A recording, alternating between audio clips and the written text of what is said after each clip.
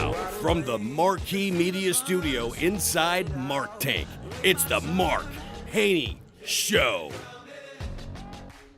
Yes, this is the Mark Haney Show, and we are on a mission to ignite the entrepreneurial revolution right here in the hometown we love. And we do that in a few ways, but one of the key ways that we do that is by building the backyard advantage, the most connected community in the world for local entrepreneurs. And it hit me the other day that part of my personality, part of my makeup is always trying to create an advantage, a cheat code. I've done that since my newspaper route when I was a little kid, always trying to figure out my own little secret sauce. I've done it with video stores, security cameras, just everything I do. Maybe it's being maybe less able than many. I better create myself this little advantage.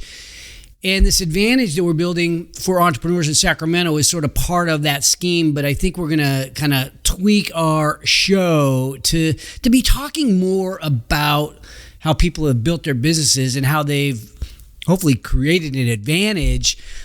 Typically, the most successful people I know kind of have a way that they did it. So today I'm here with Uri Carrazco.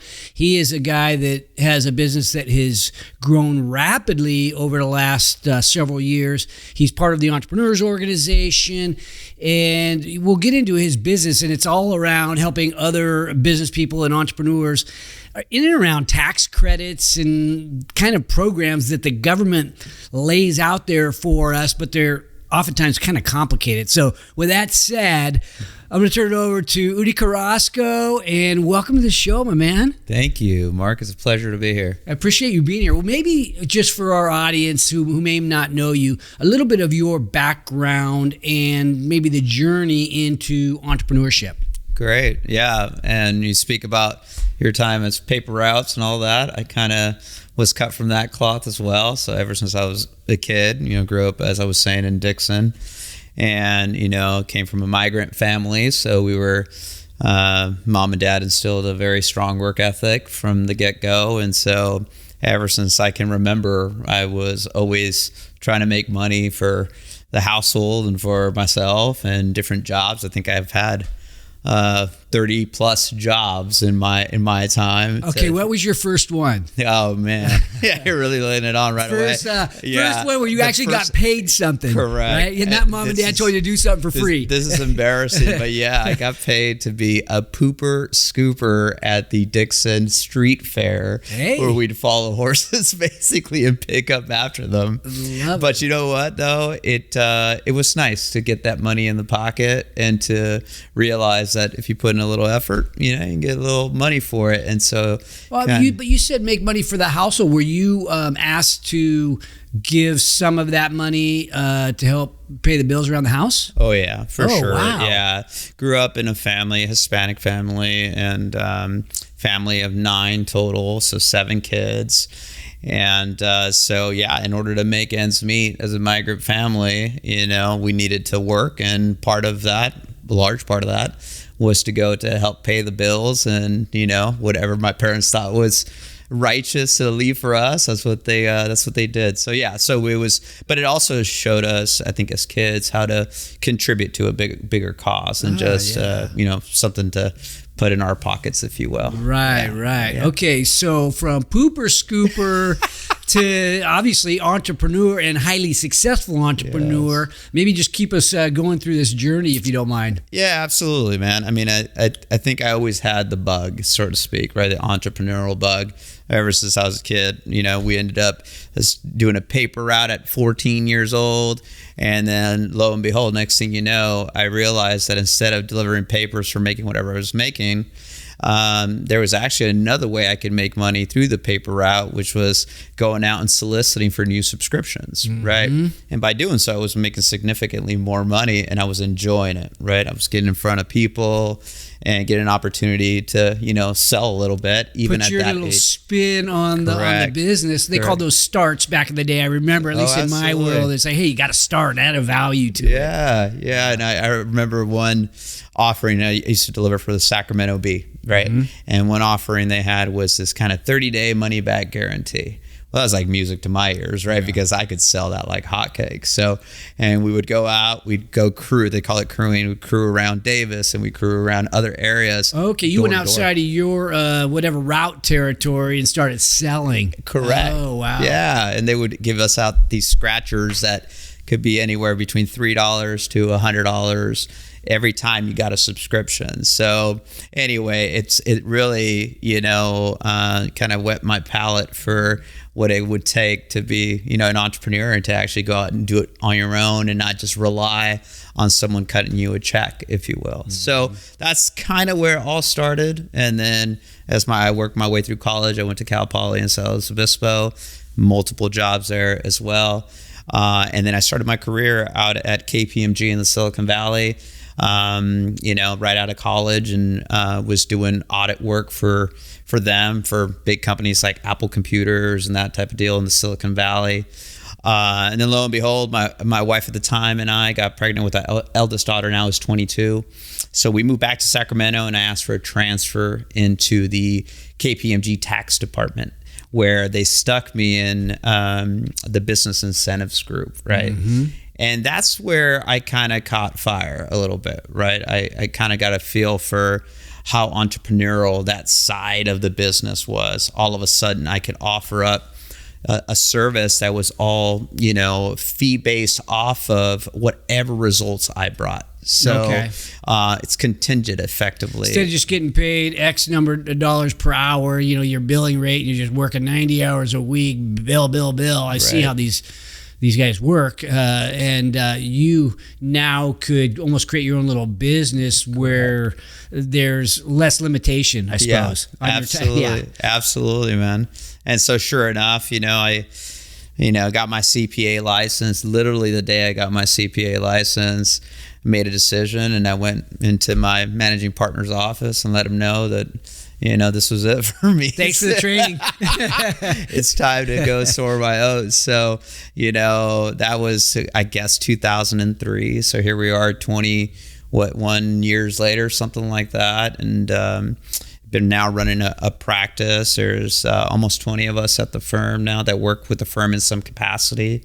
And our focus is in tax credits and incentives. So essentially it's all this stuff that I call heart surgery of the tax world, right? Stuff that's an inch wide and a mile deep, so to speak, that quite frankly requires, specialization, right? You need to be laser focused on these things, for one, to maximize the benefit to the client, but for two, to also cover your tail when the IRS or the state of California or any other state for that matter knock on your door and want to see the support as to why it is that you're using all these programs to save you tax or to get money back, et cetera. Yeah, so the nuanced aspect of this, I guess, has the general CPA shying away. Even the general tax professional might shy away and lean on someone like yourself that has, the deeper understanding of this stuff. And you say, you talk about defending it. How often are some of these things, I guess, scrutinized by, who scrutinizes it? The IRS? Absolutely. Yeah. IRS and state governments? Yeah, 100%. A lot of the programs that we work on are tax-based, right? But some are what I call incentive-based, so more of like the training grants that are reimbursable monies, if you will, for training your employees in California. Mm-hmm. But nevertheless, all of these, agencies or governmental entities, if you will, all of them have some sort of audit function where they're going to verify that you actually did do the things you were supposed to do to qualify for this as a taxpayer, if you will. Right now, big is the employee retention credit, right? And all these audits are coming down the pike right now where the IRS is absolutely saying, hey, we're going to open up the hood here and we're going to make sure that you didn't just write down a number, that instead you did follow the qualification parameters, right? And if you didn't do it, they have a stick for that as well, right? Where they can penalize you. Yeah. Okay. I know you have a few different categories or a few different focus areas. The ERC, we've all heard a lot about that. People are even advertising on the radio. You see it all the time. Right. We'll make sure we get a bunch of money back. And Is that are we at the end of that cycle now? Yeah, good question. And the short answer is yes. Okay. You know, there is, I mean, whatever we consider short, but 2020 had kind of a sunset time frame of April of this year, 2024, meaning that after April of 2024, you can no longer request retroactively the 2020 quarters for the employee retention credit. Okay. So that kind of sunsets, right? Similarly, for 2021's quarters, you only have until April of 2025 as the rule stands right now. That said, even as we speak, there's proposed legislation that is looking to essentially remove the program early. So make it such where people that have not yet done their ERC, for that matter, not done it correctly, they are not able to go and grab those dollars anymore because they're basically going to turn the faucet off. Okay. And that did they run out of money, or are they running out of money, or they just feel like the kind of the impact is so far behind us? Yeah. You know, you're talking about paying people for 3 years ago. Yeah. Is that really practical? Yeah, Is that a practical way to spend our tax dollars? Yeah, you're sniffing it out, Mark. You could tell that, as you know a little bit about this, but IRS came out at one point, this is probably about a year ago, and said that when they first effectively came out with the employee retention credit program, you know, they expected X amount of requests for refunds. And what ensued was an absolute tsunami of, you know, requests for these refunds. And unfortunately, it was consulting firms that I joke. I had one guy that was the year before was in the painting business, and the following year when I called him, his voicemail said, you know, he was part of an ERC a firm, if you will. And I'm like, how in the world did you go from being a painter it's to like being selling starts for the Sacramento Bee. Hey, you know, if it pays, you go there, right? Absolutely. I don't need to paint when I could go sell ERC 100%. consulting. It's just it was a shiny object in the water, right? And so the reality is that the IRS is, you know, running out of money. I don't think they ever counted on so many refund requests. So yes, this is absolutely costs way more than they anticipated. But I think probably more importantly is the fraudulent claims that came in for ERC, where they were basically claims that just had no merit to it. There was no qualification behind it. There was no analysis behind it. There's no support for that matter. And with that, the IRS has just said enough is enough, right? We can't continue to just let this happen. So that's why the ERC buzz has quieted down, right? Okay. So now a firm like yours with all the, you know, the accounting background and the CPA certifications, do you provide some sort of, I guess, assurance? Do you protect them in the event of an audit? How does that work? Yeah, really good question. I appreciate that, because that's honestly one of our biggest selling points as a firm is that, you know, we tout ourselves as the firm that's going to dot the I's and cross the T's, right? And so I tell prospective clients all the time, hey, I'm happy to work with you, but just be aware, I'm also very happy telling you no if you don't qualify, right? Because there's just plenty of money out there to go get legitimately that you don't need to be extra aggressive. And what we do is can put our money where our mouth is. So our engagements very clearly stipulate that whatever we find you, we as CPAs must defend you at no additional cost through the life of the statute of limitations, where the IRS or the states can come back and do some clawback. We have to represent you at no additional cost, right? Wow. And happy to report, and it's kind of, you know, wear this like a badge of honor, but in 21 years, the only adjustment we've ever had to any of our analysis and credit studies has been a positive adjustment, not a negative adjustment, right? And it's not because, you know, we're hard-nosed in an audit room. Not at all. It's because we're going in and, again, dotting the I's and crossing the T's to make sure we maximize for the client, but at the same time, don't get over here throwing Hail Mary passes that are just never going to get recouped, right? Right. So that language in our contracts of we support you, no additional cost for the life of the statute. And the one thing that I know we also have in there that I've never seen in any other engagement of any other consultant is that in the event that you're my first client ever that gets negatively adjusted in an audit, I have to give you our feedback to you. Okay. So it's kind of rocking in that same boat, if you will, that, hey, we're going to do what's best for you, sure. And God forbid, maybe it's just an error. Forget that it's like anything that we're doing too aggressively or whatever. It's just an error.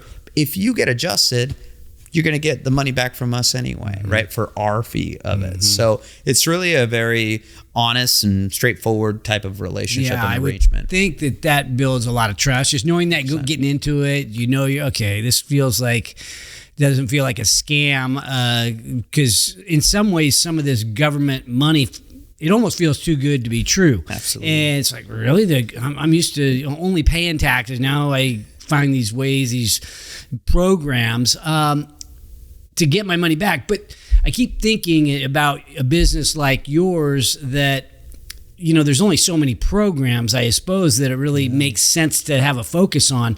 Do you have like 2 or 3 or 4 that are your main focus? The ERC, obviously, it was big. There's still something there. What else is like that in terms of, pretty meaningful for a business owner? Absolutely. So you'd be actually shocked how many of these programs are available.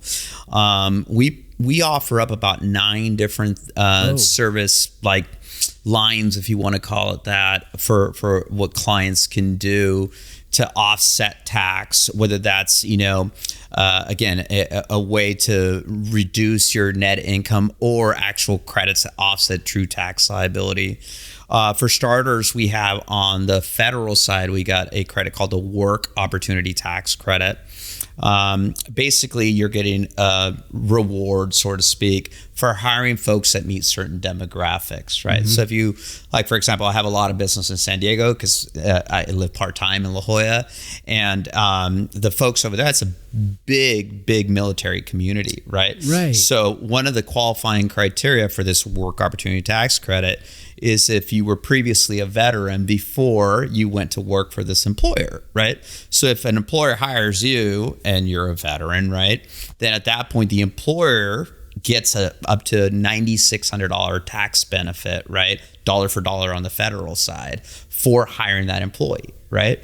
So that's just one, right? That's on the federal side. I remember talking to you about this. I forgot about it till right now, but we have an enormous pool of people that are in the military about ready to get out, and then we sort of help them through that transition process. And it makes me wonder, I need to connect you up to my son Marcus, and maybe there's alignment there that some of your clients could be recipients of these, I call it America's finest workforce, all these military veterans coming out looking for, they're still, most of them are still, they're in their prime. Absolutely. Yeah. And then a lot of them are, bless their heart, they're very disciplined too. I mean, I kind of piggybacking or double downing on the federal program. The state of California has a program called the New Employment Credit, which I believe is honestly one of the best kept secrets out there. To be fair, you have to be in a certain or in a certain area called the Designated Geographic Area of California. That said, it's worth currently up to $116,000 per employee over a 5-year period of time in tax credits, tax reduction at the California side, which, as we all know, is one of the highest tax states, right? So if you're not doing this program, you talk about veterans, a veteran would qualify you. And again, I'm kind of, 10,000 foot view on this deal, but on the federal and the state combined, you're almost at 125,000 or so in tax reduction if the guy runs out the entire clock. Wow, that's interesting. So move your business, locate your business to one of these zones and hire a bunch of veterans because you're going to have good employees. Yeah, you might not pay tax for a while that way. Wow. Okay, so that's cool. That's a cool one. And that one relates to something that, that I'm working on, that I'm passionate about. Okay, so what else are there? Yeah, good question. So, another one that's kind of, I feel it's a little bit of the best kept secret too, is an incentive actually. It's a training reimbursement that you could get here in California called the Employment Training Panel program. And you don't have to be in a designated area for any of this, right? They do, to be fair, prefer certain industries. Manufacturing is typically a preferred industry. Construction can be a preferred industry. But there's also other industries that can get a little bit of the action, so to speak. In fact, I was just at a client today that we ended up securing an award for about $250,000 for them in training reimbursements, right? Mm-hmm. And again, the idea is that California wants to create a pool of employees that are kind of higher skilled labor. So if you're spending your hard-earned dollars as a business on wages while you're training these employees, right? California is rewarding you by allowing you these grants. You know what? That makes a lot of sense because especially, let's say I own a construction company too, sure. But no matter what kind of company you own or run, there's a certain amount of it that goes into training, right? You've got, especially you get new employees or even existing employees, they need to be trained. They need to grow their skill set. And if you could modify your training programs to fit within the California program, then you can get this nice reimbursement. My question about that is, like, how much do people typically have to tweak their program? You know, we have mutual buddies that own construction companies. Yeah, they're doing training, but how close is it to what the requirements are for California? Is it can they make extra money doing this? Oh, without a doubt. I mean, I think with a lot of these programs, what ends up happening is we have kind of perfected the system for implementation within the clients, such that once we get in there, we do a lot of hand holding in the beginning.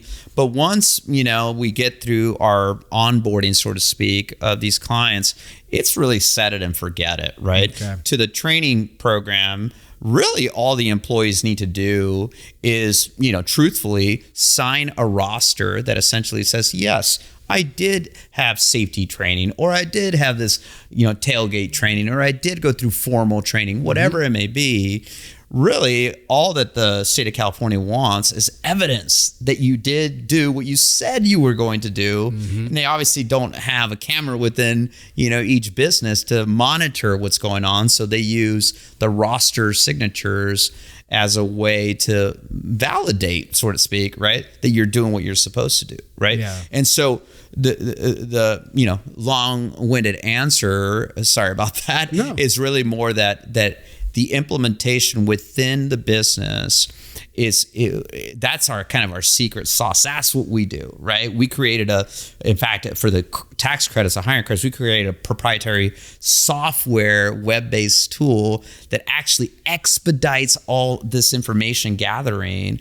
And then it even communicates with some of the government agencies to make sure that we do all this stuff timely. Okay, so let's dive into that because as I mentioned at the beginning of the show, this is all around creating the secret sauce or the cheat code, if you will, really creating yourself an advantage that maybe other people aren't thinking of. So how did you...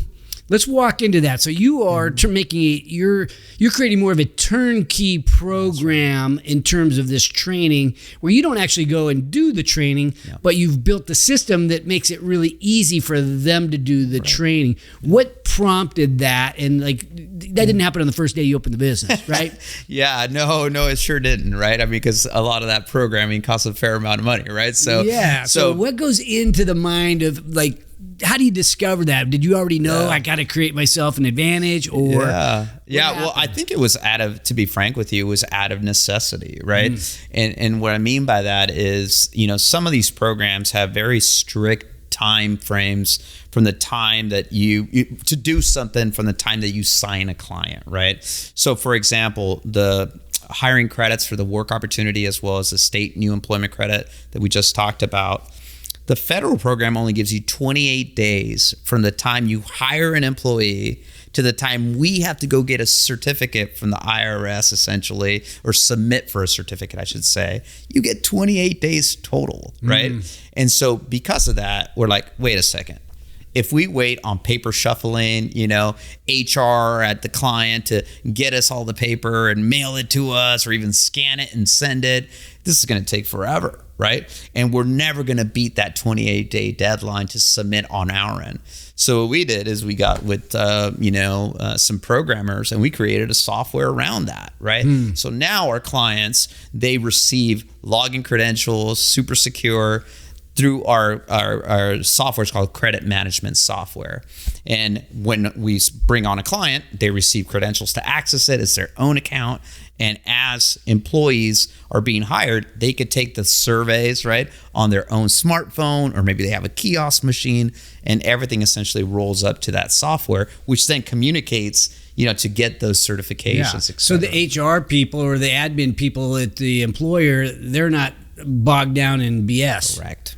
Not a bunch of paper shuffling around back and forth and this and that. Now, to be fair, we can customize even with that's the nice thing about running a smaller firm, is that we can be nimble, right? So there are clients that go, hey, I don't want to set it and forget it, right? Or maybe they hire a lot of Spanish speaking folks. I got folks on my team that are fluent in Spanish. And for some of those folks, we'll actually reach out to their employees and have dialogue and do a screening kind of over the phone. And what ends up happening is that increases the qualification rate, because the employee is actually being talked to somebody who knows the program, right? And can put them at ease. This does not affect them. There's no HR issues here, nothing, right? Next thing you know, these guys are qualifying for tons of tax credits and offsetting tax liabilities. That's cool. Yeah. Okay, I know one of the ones that you work on, one of the programs that you help entrepreneurs with is the R&D tax credit. And so we deal in the tech community at some level, and everybody's, even if you're not a tech company, everybody's a tech company at some level if you're successful. Absolutely. So you are putting some money into R&D. Yeah. How does that work, and how popular is that in terms of all this stuff that you work on? Yeah, really good question. So the answer is it's very popular, and I would say every year it seems to be becoming more popular. All things considered, back in the day when R&D first came out, right, it was effectively kind of reserved for guys in white lab coats, right? I mean, that's how it kind of seen. But what ended up happening is over time, guys like myself that work in the tax credit world would go and take a company that maybe doesn't exactly fit the profile, but then you review the IRS's rules, what we call the 4-part test for qualification of the R&D, and we go, oh, okay, well, even though you're a mechanical contractor, you have some projects, if you will, that fit the 4-part test, right? And so if they fit the 4-part test, I can then feel comfortable having the credit ran. The CPA then can put it on the tax return. And let's just say, for the sake of argument, that the IRS calls it out. The IRS calls it out, then we kind of effectually go and argue whether we're right or they're right, right? If we win, now we've established case law, which means that the next mechanical contractor that I go get, I can point to that ruling, so to speak, and say, hey, if it was allowed for them, we're doing the same thing over here. It's allowed for these guys too. So over the course of time, what's developed is a ton of this case law, right?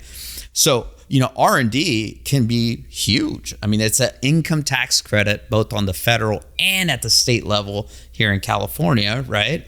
And so, what I call a little bit of a double dip credit, right?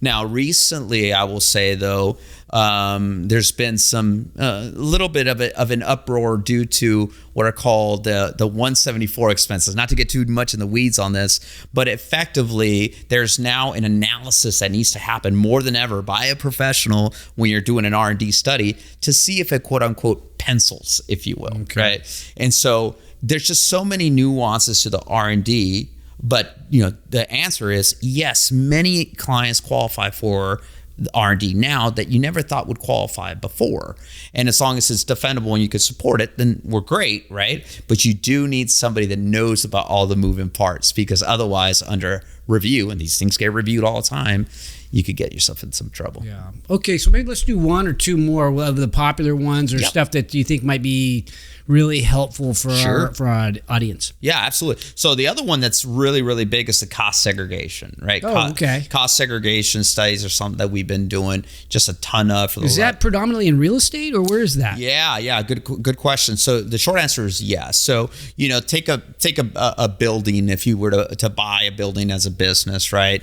We all know that's a pretty good asset, especially in California with prices always going up, right? And just to put it in as an example, right? Say you bought a building for $3.9 million. I use that number because the useful life per IRS is 39 years. So if you do the math on that pretty easily, you get $100,000 in depreciation that you get to put on your tax return and reduce depreciation down by that $100,000, right? Year after year after year for 39 years.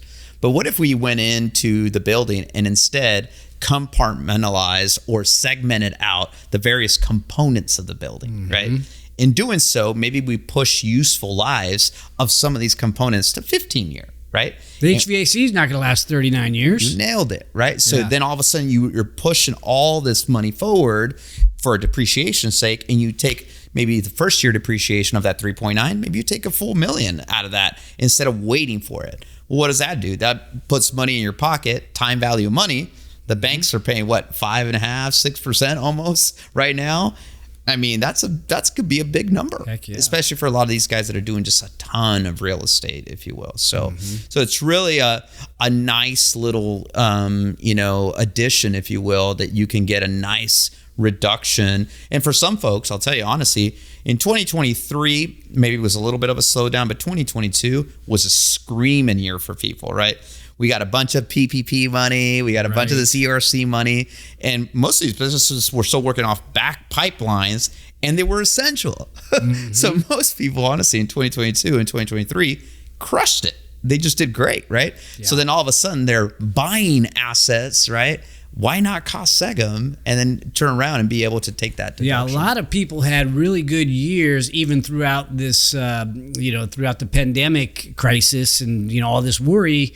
They stayed busy, but yet then they got all this tax money back or all this PPP money back and or back given to them.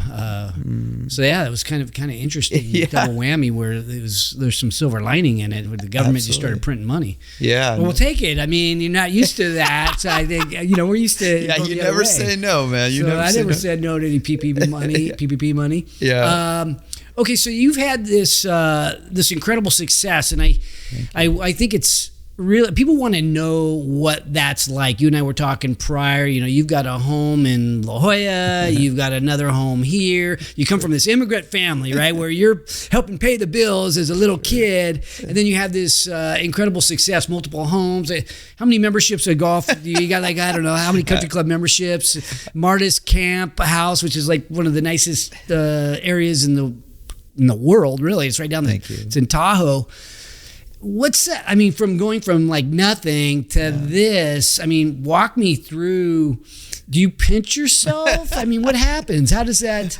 I appreciate that. That's a really cool story. I feel. I guess it's proof anybody can do it, right? No matter where you came from. Yeah. That's exactly kind of the takeaway. I think, to be frank with you, I mean, the reality is that I feel very blessed to have had an opportunity to at least have a shot at doing what I'm doing, right?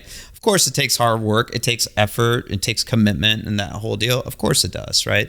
But I always look back at my roots, with my dad, may he rest in peace, and my mom, and the way they brought us up was, hey, you got to get out there, you got to grind it out, and it was really a continuous push on us to make sure we were constantly, overachieving to some degree, but not in a bad way, right? They just wanted to keep setting the bar for us a little bit higher, right?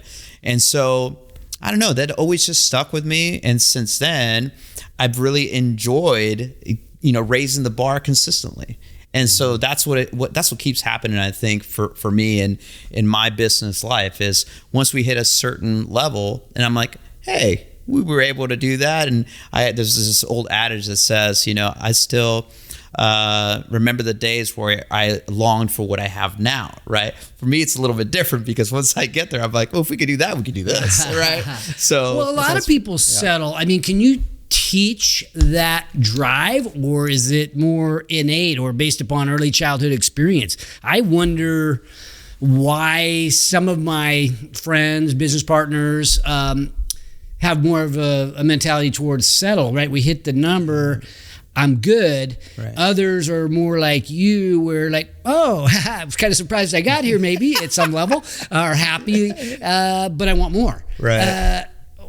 Where can you teach that? I think so. I honestly think it's at least my experience, if you will, it's been contagious around the people that I've been around, right? You mentioned it earlier. Recently, I became involved with EO, the Entrepreneurs Organization, but even as a whole with my firm, honestly, and the folks that work at the office, you could just tell how excited they get as the firm is growing, right? And how they are contributors to that growth, right? So yeah, I think it's very teachable. I think that you just got to make a concerted effort as the student to be a sponge and be willing to learn. And then also as a teacher, you got to give it the time, right? You got to be able to be willing to break the time away to teach and to, allow for these kind of aha moments of your staff or students or whatever you want to call it, so that they can have that same bug that you have and have it grow within them, right? Then once you got that going, I'll give you a perfect example. I got one of my guys today that got on a phone with a client and said, send me a text. He goes, I can't believe it. I just literally sold a client on another incentive that they weren't doing.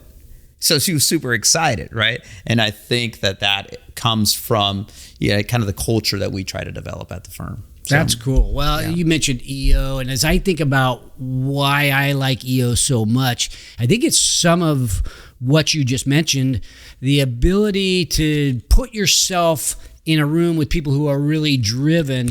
I know that makes me want something more for myself and makes me want to achieve when the people I'm spending my time around are achievement oriented. So from a takeaway there, I would say to anybody out there that wants to maybe feeling like, man, I've been kind of complacent, or I've been thinking about settling, or I've been settling, go put yourself around really driven people and just watch what happens to you over time. You end up changing in what I would consider a really good way. I feel like it's happened for me. Yeah, I couldn't agree with you more there. I'm a firm believer in energy, right? And so I think that when you bring the right energy and surround yourself with that same type of energy, almost on its own, amazing things happen, right? And so well, a guy as busy as you too, so you got all this stuff going. You've got two little kids, you got twin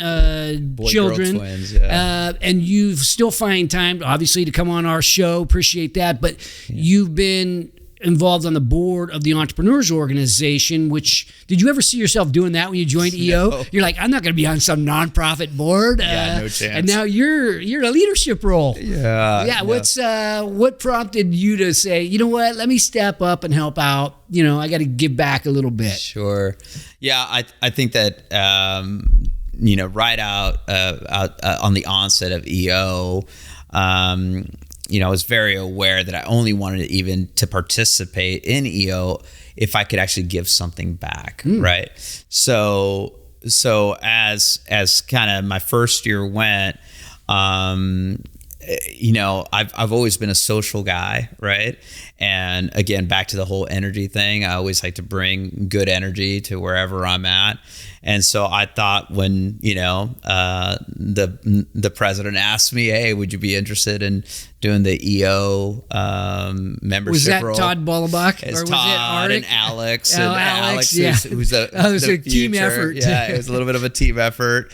But I honestly, and then Sean too, he's kind of rolling with me. Sean Cook, he owns Cook Construction. Yeah. He's like my number one contractor on my home project. Yeah, he's the best, man. He and I have been besties type of deal for a long time. So it was really the perfect time for me to be involved at the board, and we've done great, man. We've brought in some great people to EO that we're super proud of. But on top of that, what makes me the most proud is that I know how much they're getting out of it, right? Mm-hmm. I talk with them, I hear their stories, and they're just super enjoying it. I mean, just what it was 3 weeks ago or 2 weeks ago, we took a group up to Martis and did this kind of whole private skiing thing, and then followed by just a phenomenal dinner at the lodge there at Martis Camp, and some of the guys that were there are recent ads to EO. So the camaraderie, and again, back to surrounding yourself with just positive business energy, I mean, it goes a long way. Yeah. One of the things too, and this is going to sound a little bit like an entrepreneurs organization advertisement, which maybe it is, because I'm always promoting EO. It feels like, because they've had a big impact on me personally. But one of the things I appreciate about EO, and I think a lot of people do, and I wonder if some of those people that came to Martis Camp maybe experienced what I call a once in a lifetime type opportunity. You don't really know until you see Martis Camp as one example. We do some really cool once in a lifetime type opportunities, but when are you going to go to, if you don't have a buddy that owns a house in Martis Camp, you're never going to even drive through that neighborhood probably. So this is somebody that maybe, let's say you have a small company or smaller company, say it's a couple million in sales, 2 to 10 million in sales. You're not going out there and, getting a house in Martis Camp. That just doesn't happen like that. So, but you still kind of curious about how the other half lives. And so you want to drive through. I used to get my inspiration as a kid. There was no Martis Camps like that when I was a kid, but I'd get my inspiration by driving through really nice neighborhoods. And man, someday I'm going to have that maybe, type thing. So it is a good way to be inspired, but also do things you would have never done before by being in EO. Yes, sir. No, I couldn't agree with you more. The oil events, right? Once in a lifetime events that we call it. And honestly, it's just been a treat, because I've met so many of the guys now in the San Diego chapter too. And so, I mean, next, what is it, on the 10th, we're going to have a suite at Petco Park with a bunch of EO guys that we're seeing the Padres take on the Dodgers. And I mean, we just do all kinds of fun oil type of events, that are just, leave lasting memories. One of the guys you mentioned, bring up baseball. One of the guys I was in EO with there's an EO version for a little bit larger companies.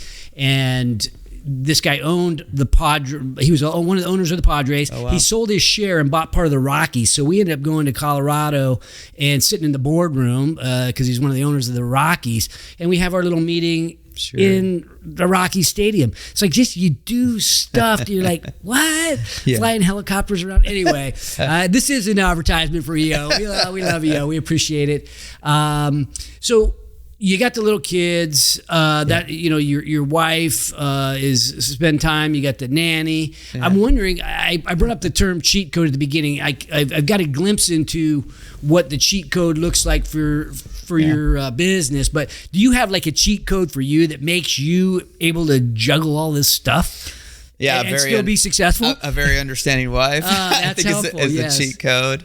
No, I think honestly, I've been very blessed. My eldest daughter, who's 22, she's graduating from Sonoma State here in maybe about a month or two. Nice. Her name is Bella, but my wife Leah, who's been amazing and tremendous throughout this whole thing. And then our two little ones, Leo and Zoe, right?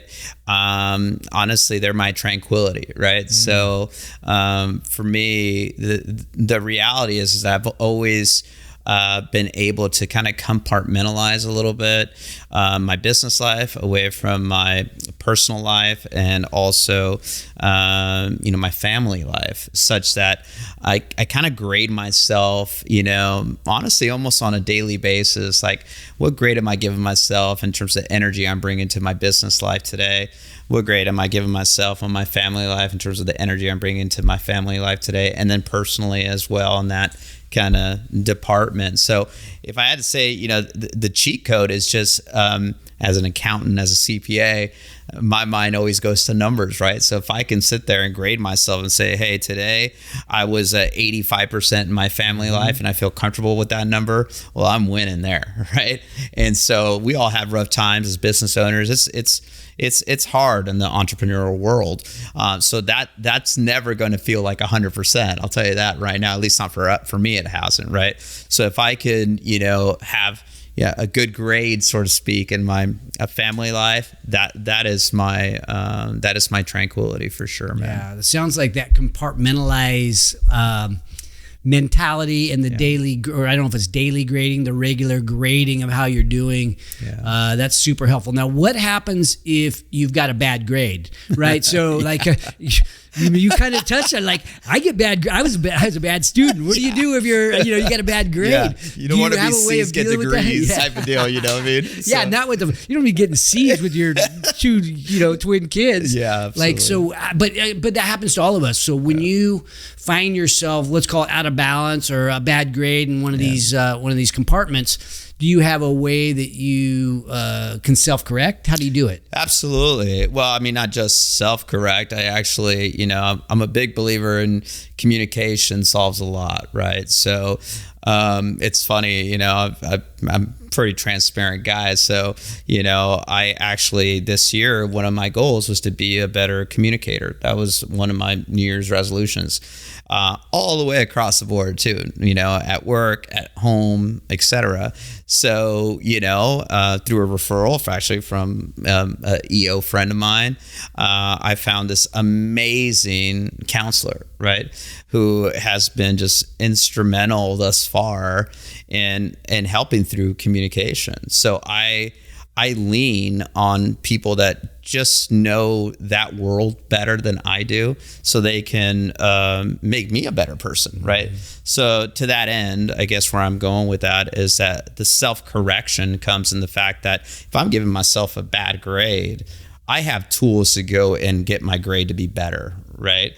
And that's not just, what I know to do, but also to go and bounce some things off of this counselor. And I'm no shame of that. I mean, I think that it's made me such a better communicator overall, that the proof is in the pudding, man. So yeah, I think especially guys my age, we grew up thinking I can do it myself, or maybe, asking for specific guidance might mean I'm weak. Well, we all get bad grades, and if you can you might as well go get the best coach, if you will, or the best therapist, whether it be CrossFit, yoga, business coach. Correct. Go get somebody that can help you to be the best. There's no shame in that. That's like 100%. Resourcefulness. Exactly. Okay, so last question. Any just closing thoughts, words of wisdom to people out here that aspire to achieve greatness in their life in entrepreneurship? Any like maybe closing thoughts for them? Yeah, at one point I went to an event with the author that wrote Brian Tracy's his name. He wrote Maximum Achievement. It's a book that I read when I was young. And at the end of the presentation or his whole deal, his seminar, I went up to him and had a book signed. And I effectively asked him, I said, hey, and this is right when I was starting my business. I said, what couple of nuggets of advice could you give me that I'm just getting started, right? And I just need something to, not throw in the towel too early, or maybe throw it in when it's supposed to be thrown in. I don't know, just give me something, right? And he's like, okay. He goes, well, I got 2 for you. And I've since kind of stole them, if you will, from him, or used them, I should say, because I think they were so good for me.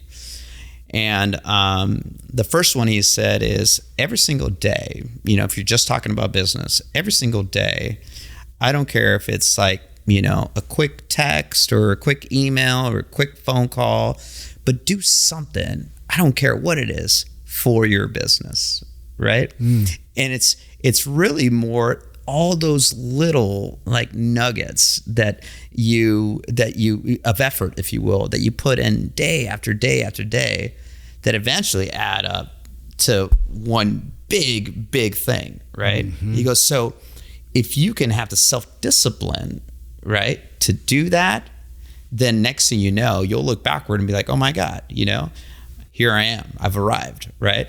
And I've always kind of leaned on that, right? Where if I feel like I'm having a tough time, if I feel like I'm struggling, I basically tell myself, you must do something for your business today, right? I love it.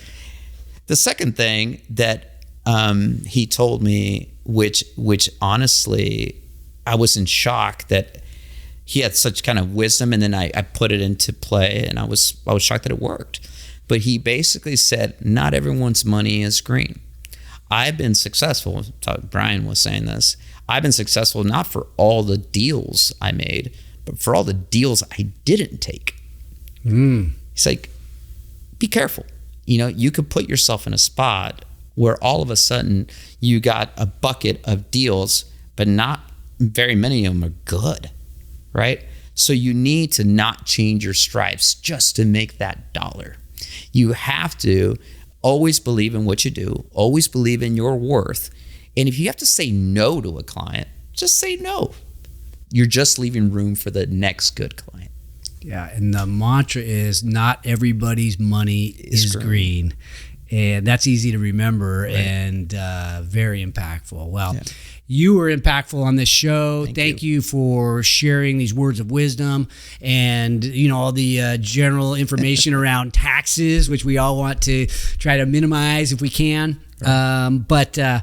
And what you do for the Entrepreneurs Organization, I appreciate it. Appreciate everything you're doing for the Sacramento business community as well. Yeah. Well, I'd like to say thank you, obviously, for having me on the show. You're somebody I've always looked up to.